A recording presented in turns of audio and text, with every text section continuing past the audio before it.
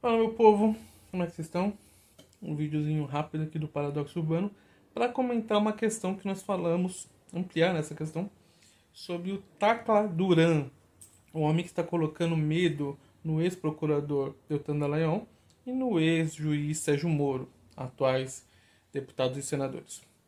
Tacla Duran, que diz, e pelo que se mostra, provas de parte da corrupção que esses dois indivíduos fizeram dentro do Ministério Público Federal, atuando pela Operação Lava Jato, recebendo dinheiro para passar pano para algumas pessoas, como o Tacla Duran, mudando testemunhos, facilitando tudo mais. E o Moro, na época, ele impediu o Tacla de depor e também de ser testemunha, por exemplo, a favor do Lula.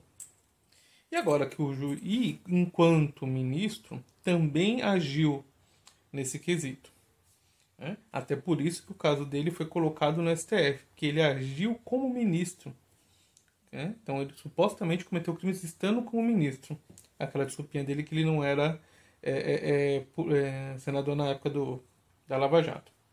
Porque ele quer ir para lá porque ele sabe que ele tem os amigos dele, tem pessoas que vão facilitar os processos para ele. Não que vão mudar nada, mas dependendo se segura, demora, o bagulho pode vencer, né? O TRF4 e todo mundo do Paraná envolvido com a Lava Jato, depois da spoofing, recebem sim o nosso direito, né? Tá meio esquisito, de ter dúvida deles. Eles nos deram esse direito. A Operação Spoofing mostra que a Lava Jato, principalmente Deltan e Moro, corromperam o processo judicial.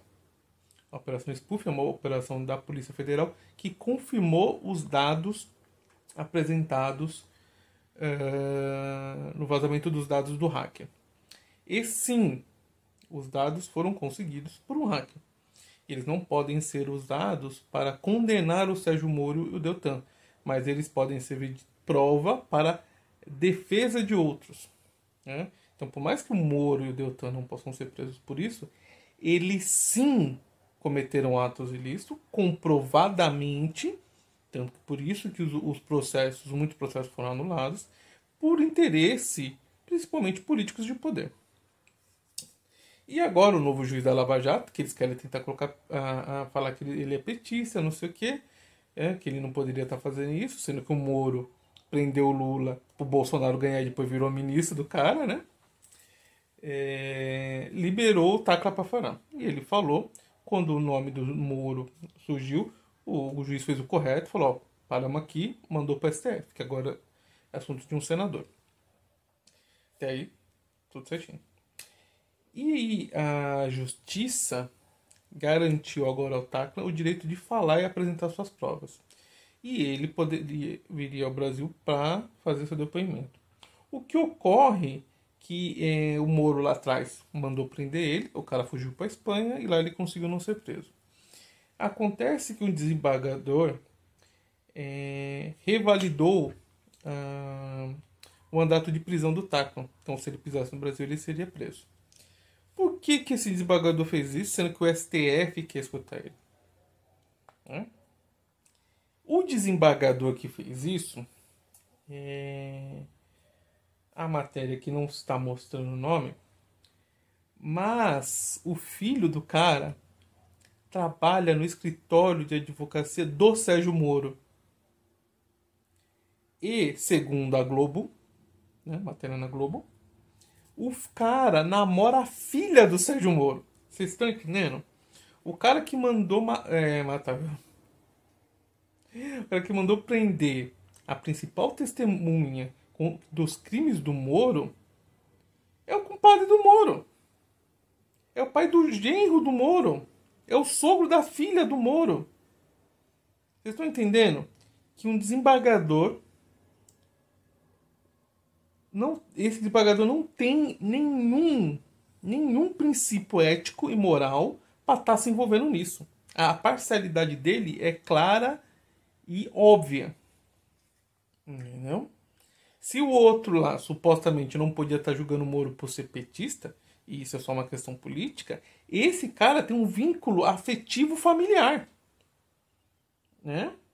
Eu vou exemplificar de outra maneira, para você gado que vai ver o vídeo, para você doido de bike que vai ver o vídeo. Imagina se o juiz que desse a liberdade pro Lula, né, fosse pai da mulher do Lulinha. Esse é o escândalo, gente. Esse é o escândalo. O Brasil prova-se um país lixo, um país entregue a tudo que é errado, quando a nossa justiça não só erra, não só comete crimes de várias formas, quando ela permite esse tipo de ação. Esse mandado desse desembargador deve ter caído na mesma hora, porque os vínculos dele deviam ser claros, entendeu? E se não eram, tem que derrubar e esse cara ser punido, entendeu? E a nossa justiça tem que parar de punir essas pessoas com aposentadoria compulsória, que o cara vai viver com um salário de 30, 20, 30, 40 mil reais porque cometeu um erro. Se eu cometer um erro ferrado no meu trabalho, eu sou mandado embora. Dependendo do nível, eu posso ser processado, eu posso ser preso. Esses caras não. Já não basta o caso, pelo que indica, da juíza que nem leu o bagulho, como é que a palavra? A condenação lá do Moro pro Lula, que ela só copiou e colou. Renato Azevedo fala disso, outros falam disso. Não basta outro desembargador numa outra vez, quando um tentou liberar o Lula, o outro, os caras ligaram para ele. Ele mostra toda assim, uma questão assim, dane-se a ordem jurídica. Né? Agora nós temos um maluco que é parente do outro agindo. Pô, mas dentro desses caras na política, todos são meio parentes, gente. Tá ligado? Mas se isso não for punido agora, amanhã, se o Zanin, que talvez seja um indicado do Lula ao STF, catar o processo do Moro, ninguém vai poder falar nada. Moro não vai ter moral, ninguém vai ter moral para falar que o Zanin é suspeito. Até porque o Zanin só foi advogado do Lula. Ele não tem parentesco com o Lula, ele não tem ali até onde se fala, né? Não tem uma super militância a favor do PT. Enquanto esse cara é, sim, aparentado do Moro. Entendeu? Então, esse país é uma vergonha. Esse país só vai ser sério quando esses caras forem punidos. E a prova, se as coisas que o Taclan tem forem comprovadas, Moro e Deltan podem sim ser presos, porque agora não é uma prova conseguida por um hacker. É uma testemunha com provas. E esse papinho que o Teclan é bandido, então acaba com a Lava Jato, porque todas as delações premiadas vieram de pessoas bandidas. Ninguém honesto precisa fazer delação premiada. Né? Aquele testemunho que o Moro soltou poucos dias antes da eleição do Palocci, que depois se provou falso, o Palocci naquele momento era considerado um bandido. Então, para aquele momento vale, agora não. Esse país está entregue, está perdido pelo entreguismo de destruir esse país. A Lava Jato destruiu a indústria pesada do país, destruiu empresas que não podiam cometer os seus erros, têm que ser punidas, óbvio, mas ela destruiu essas empresas. Fez o Brasil necessariamente buscar o produto de outros países, principalmente os Estados Unidos.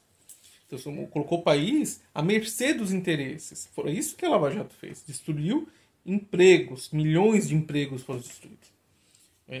Dinheiro não veio para o Brasil. Dinheiro não foi produzido aqui no Brasil. Tá? Então, eu tive que parar o que eu estava fazendo para poder falar sobre isso, que é um absurdo sem tamanho, gente. Sério. Eu vou dar um outro exemplo mais futebolístico, talvez. É como se a gente descobrisse que o juiz que deu pênalti a favor do Flamengo contra o Fluminense, é só hipotético, fosse sogro do presidente do Flamengo. Fosse sogro do técnico do Flamengo. Fosse sogro do cara que não sofreu o pênalti, mas ele deu. Vocês estão entendendo o nível do escândalo que é isso? E tem gente preocupada, com o impostinho da Shein. Amigo, o nosso país está um caos por culpa de gente como o Sérgio Moro e a Operação Lava Jato. Porque o país estava bem antes. Não era perfeito. Longe disso. Mas estava bem. Era a 7ª economia do mundo.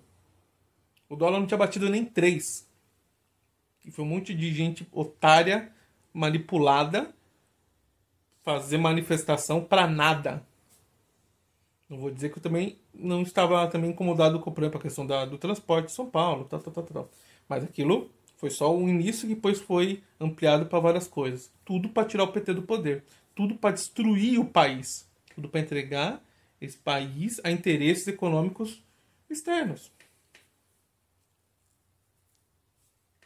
E não é nem do tipo de assim, eu quero tirar o PT porque eu não quero a China e nós vamos fazer uma super aliança com os Estados Unidos e vamos tornar o Brasil grande. Não, para deixar o país à mercê. Eu não gosto muito de usar esse termo, mas tipo de 4, de joelhos, a interesses, principalmente americanos.